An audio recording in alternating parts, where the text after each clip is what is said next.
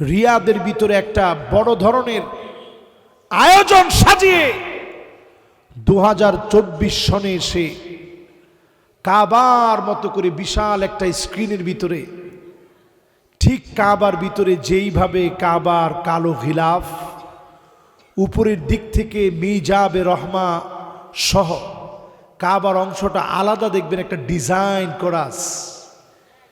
এই রকম ডিজাইন করে হুবহু কাবার মতো একটা পচ্ছদ সাজিয়ে, ডিজাইনের ভিতরে পচ্ছদ সাজিয়ে, পচ্ছদে অঙ্কিত করে সেখানে নগ্ন নারীদেরকে দিয়ে নাচানো হচ্ছে। আল্লাহ নবী নিজের মাটির মধ্যে বসবাস করে, আল্লাহ নবীর দেশে বসবাস করে, বলতে লজ্জা লাগে।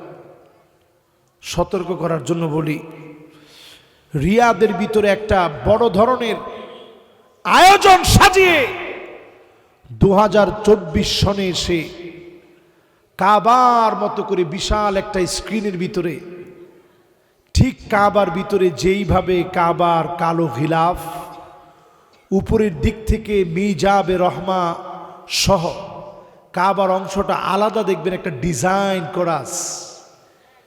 এই রকম ডিজাইন করে হুবহু কাবার মতো একটা পচ্ছদ সাজিয়ে, ডিজাইনের ভিতরে পচ্ছদ সাজিয়ে, পচ্ছদে অঙ্কিত করে সেখানে নগ্ন নারীদেরকে দিয়ে নাচানো হচ্ছে। আল্লাহর কসম, আল্লাহর কসম, আল্লাহর কসম করে বলছি, এ আলামত পৃথিবীর জন্য ভয়াবহ আলামত। এ আলামত পৃথিবীর জন্য আযাব আসার আলামত। সারা দুনিয়ার সবচেয়ে রক্ষণশীল দেশ সৌদির ভিতরে কিছুদিন আগেও নগ্ন নাচ গান হয়েছে। সুন্দরী প্রতিযোগিতার নাম করে ডান্সের এখন প্রতিযোগিতা দেওয়া হচ্ছে। মাদায়েনে সালেহ, যেখানে আল্লাহর আযাব আসছে, ওই জায়গায় এখন নাচ গানের জন্য এখন ওপেন করে দেওয়া হচ্ছে। রিয়াদের ভিতরে অলরেডি যে ন্যাক্কারজনক ঘটনা হয়েছে, এটা সত্যি একটা মুসলমানের হৃদয়ে রক্তের ক্ষরণ না হয়ে পারে না। বলেন পারে? পারে না। আমি নিজে মদিনায় গিয়ে অবাক হয়ে গেছি। মদিনায় গেছি, সামান্য দূরে তাকায় দেখি মেয়েরা সিগারেট খাচ্ছে ওপেন, ড্রাইভিং সহ সব জায়গায় নারীদের কর্তৃত্ব চলছে। বড় আযাবের কারণ। আল্লাহ নবী বলেন, লা ইয়াবকা বাইতুন মিনাল আরব ইল্লা দাখালাতহু, আরবের এমন কোন ঘর নাই যেই ঘরের ভিতরে ফিতনা ঢুকবে না। ঘরে ঘরে ফিতনা ঢুকে যাবে। আজকে তাকায় দেখি আরবের ভিতরে ফিতনা ঢুকতে ঢুকতে, রাসূল বলছেন দুনিয়ার ভিতরে 6টা আলামত দেখলে আমল দিয়ে প্রস্তুতি নিতে হবে। মাশাআল্লাহ, অনেক ভাইরা এখন মাহফিলের দিকে আসতেছে, দৌড়ে আসেন। এই মাহফিলে শেষ কথাগুলো বলে যাই। জীবন কয়দিন আছে আমরা জানি না, কতদিন বাঁচবো বলতে পারি না। যেই তো শেষ জমানার ফিতনার সময় চলতেছে। আরবের ভিতরে একটা বিবাহ চালু হয়েছে, সৌদি আরবের ভিতরে নিকাহে মিসিয়ার, টাকার বিনিময়ে বিবাহ। কিসের বিনিময়ে? মেয়ে আপনারা এসে বলবে আমি তোরে বিয়ে করবো, যতদিন তোরে ভালো লাগবে ততদিন তোরে রাখবো। এরকম বিবাহ খোদ সৌদি আরবে শুরু হয়ে গেছে। তার মানে দুনিয়ার অবস্থা ভয়াবহ। নবীজি হাদিসের ভিতরে বলেন, বাদিরু বিল্লাহ মালি সিত্তা, শেষ জামানায় 6টা ভাবে আমল করে প্রতিযোগিতা নিয়ে নিও। আমল করে 6 বিষয় দেখে প্রস্তুত হয়ে নিও। জোরে কোন কয় বিষয় দেখে? আরো জোরে। জোর হলো না। এক নাম্বার ইমারাতুস সুফাহা, নির্বোধরা যখন ক্ষমতায় থাকবে। আজ আমি 57টা মুসলিম দেশ, এই দেশগুলোর দিকে যখনই নজর করে দেখি, অধিকাংশ দিকে তাকালে দেখি সব নির্বোধ গুলা দুনিয়ার ভিতরে ক্ষমতা চালাচ্ছে, ঠিক কিনা বলে?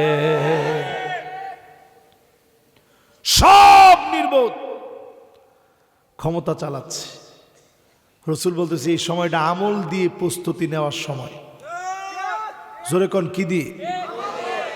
আমল মানে কাজ, কাজ মানে যত কাজের স্পিড বানাবেন, মানুষের কাছে গিয়ে দিনের দাওয়াত দিবেন, নিজে বেশি বেশি আমল করবেন, তত বেশি দিন এই জমিনে বিজয় হয়ে যাবে। জোরে কোন আল্লাহু আকবার। 2 নম্বরে নবীজি বলেন কাসরাতুস শার, এমন সময় আসবে শর্ত সারায়ের দুনিয়ায় বাড়ায় দিবে, আইন কানুনের নামে প্রহসন চলবে। আমার দেশে আমরা দেখেছি 16টা বছর ধরে আইনের নামে মিথ্যা প্রহসন চালায় গিয়েছে, ঠিক কিনা বলে? 3 নম্বরে নবীজি বলেন এমন সময় আসবে যেই সময় দেখবা বিয়াউল হক, টাকার বিনিময়ে আইন বিক্রি হবে। বিচারপতি মানিক কাদের মতো বিচারপতি টাকার কারণে জেনে শুনে নির্দোষ মানুষকে ফাঁসির রায় দিয়েছে, ঠিক কিনা বলে? মিলেনি? আরে কথা কয় না, মিলে। এরপরে আল্লাহর হাবিব 4 নম্বরে বলেন ইস্তিগফাফান বিদ্দাম, জায়গায় জায়গায় দেখবেন চতুর্দিকে রক্তের ছড়াছড়ি। আমাদের দেশে কি পরিমাণ মানুষ 16 বছরে মরছে? কোন মরছে না ভাই? এরপরও যদি আপনার কাছে মনে হয় আগেই ভালো আছিল, আপনি পাক্কা একটা মুনাফিক। কথা কয় না? আগের যুগে এরকম বলতো, আগেই ভালো ছিল, পাক্কা মুনাফিক। মুনাফিক ছাড়া এই কথা আপনি বলতে পারেন না, ঠিক কিনা বলে? এরপরে 5 নম্বরে কাতিউর রহিম, আত্মীয়তার সম্পর্ক ছিন্ন হবে। জায়গায় জায়গায় মানুষ দেখবেন আত্মীয়দেরকে ভুলে যাবে। আমরা দেখেছি ঘরের পাশে ঘর হওয়াতে আত্মীয়র চাইতে কম না, তারপরেও ঘরের ভিতরে ঘুমাইতে দেয় না। এরকম জালেম দিনের পর দিন জুলুম করেছে, ঠিক কিনা বলে? 16 বছর ঘুমাইতে দেয় নাই, 16 দিন হইতে পারে নাই, পায়ের মধ্যে ধরছে, ভাই মাফ করে দেন, ভাই ভাই থাকতাম পারতাছি না। কয়দিন হয়েছে? 3 মাস। 3 মাস বেটা, হে দিন মাত্র। এরপরে চিন্তা করেন, নবীজি বলছেন 6 নম্বরে এমন লোকদেরকে তোমরা নামায় দিবা নাসুন ইয়াত্তাখিযুনাল কোরআন, যারা নিজেরা কোরআন পড়ে পড়ে মানুষকে বোঝাবে, কোরআন তেলাওয়াত করে বোঝাবে। আকাল্লুহুম ফিকহান, দিনের কোনো বুঝ জ্ঞান থাকবে না। আমরা দেখেছি এমন আলেম, অনেক বড় আলেম নিজেকে মনে করে আনতা জান্নাতি পর্যন্ত বলতে পারে। কত বড়! আর কইলাম না, করছেন অনেক, করছেন না? এবার একটু হিসাব মিলেন।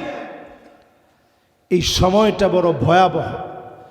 এই 6টা বিষয়ের পরে পেয়ারা হাবিব মুহাম্মদ সাল্লাল্লাহু আলাইহি সাল্লাম আমাদেরকে বলছেন প্রস্তুতি নিয়ে নিতে। আর আগামী দিনের এই দেশ গঠনের জন্য 8টা বিষয় বলার পাশাপাশি বলবো ওই যে বলছিলাম 1 নাম্বার মানুষের ভালোবাসা যে নেতা নিতে পারবে এমন নেতাকে আমরা নেতা বানাবো, ঠিক কিনা বলেন?